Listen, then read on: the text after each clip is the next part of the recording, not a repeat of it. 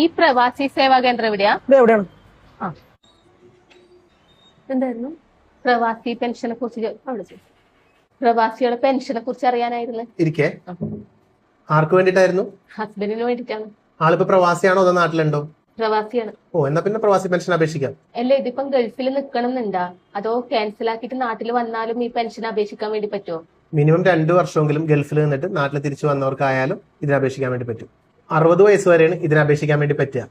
Minimum 5 വർഷമെങ്കിലും അടച്ചിരിക്കണം. 60 വയസ്സിന് ശേഷം നിങ്ങൾ അടച്ച തുക അനുസരിച്ചിട്ട് ഓരോ മാസവും 7000 രൂപ വരെ മാക്സിമം നിങ്ങൾക്ക് പെൻഷൻ കിട്ടും. ഇനിയിപ്പോ 5 വർഷം അടച്ച് മരണപ്പെടുകയാണെന്നുണ്ടെങ്കിൽ നോമിനിക്ക് ഫാമിലി പെൻഷൻ ലഭിക്കും. 5 വർഷത്തിന് മുമ്പ് മരണപ്പെടുകയാണെന്നുണ്ടെങ്കിൽ അടച്ച തുകയും മരണാനന്തര ധനസഹായവും ലഭിക്കും. ഇതിനെങ്ങനെ ക്യാഷ് നമ്മൾ അടക്കേണ്ടത്, അതിനെ കുറിച്ച് ഒന്ന് പറഞ്ഞു തരുമോ?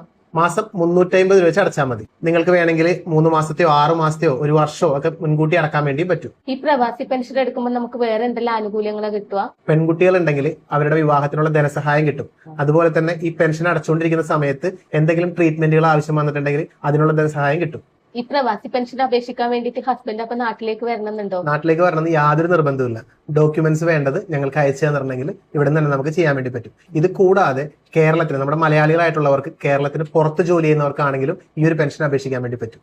മാം, പ്രവാസി പെൻഷൻ പോലെ തന്നെ ഇമ്പോർട്ടന്റ് ആയിട്ട് എടുത്തിരിക്കേണ്ട മറ്റൊരു സ്കീമാണ് Norka ID card. Norka ID കാർഡാ? അതെന്താ? നോർക്ക ID കാർഡ് എന്ന് വെച്ചാൽ ഇപ്പം പ്രവാസികൾക്ക് വിദേശത്ത് നിന്ന് എന്തെങ്കിലും ക്രൈസിസും കാര്യങ്ങളൊക്കെ ഉണ്ടായാലും പെട്ടെന്ന് ഇന്ത്യൻ എംബസിനെ കോൺടാക്ട് ചെയ്ത് നാട്ടിൽ വരാം. അതുപോലെ അവർക്ക് അവിടെ നിന്ന് എന്തെങ്കിലും അപകടങ്ങളും വല്ലതും പറ്റിയാല് നാട്ടില് നോമിനായിട്ട് അവർ ആരാണ് വെക്കുന്നത് അവർക്കൊരു എമൗണ്ട് ഗവൺമെന്റിന്റെ സൈഡിൽ നിന്ന് കൊടുക്കും. പിന്നെ ക്യാൻസലേഷനായി നാട്ടിൽ വരൂലേ, ആ ടൈമിൽ അവർക്ക് ഈടില്ലാണ്ട് 10 ലക്ഷം വരെ ലോൺ പ്രൊവൈഡ് ചെയ്യുന്നുണ്ട്.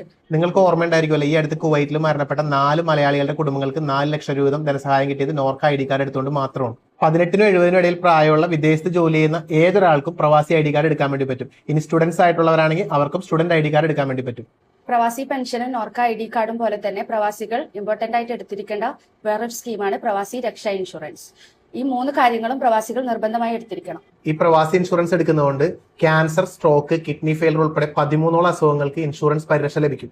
പ്രവാസി പെൻഷൻ, നോർക്ക ID കാർഡ്, അതുപോലെ തന്നെ പ്രവാസി ഇൻഷുറൻസ്, ഈ 3 കാര്യങ്ങളും ഓരോ പ്രവാസികളും തീർച്ചയായിട്ടും എടുത്തിരിക്കണം.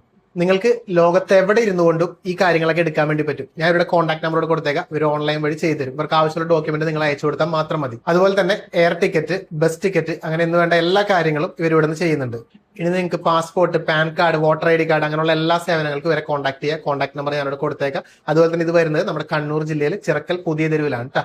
അപ്പൊ മറക്കണ്ട, എല്ലാ പ്രവാസികളും തീർച്ചയായിട്ടും ഇത് പ്രയോജനപ്പെടുത്തുക. അത് കൂടാതെ തന്നെ അറിയാത്തവർക്ക് വേണ്ടിയിട്ട് ഈ വീഡിയോ ഒന്ന് മാക്സിമം ഷെയർ ചെയ്ത് കൊടുക്കുക. നിങ്ങളുടെ ഫാമിലിയിൽ ആർക്കെങ്കിലും ഒക്കെ ഇത് ഉപകാരപ്പെടും.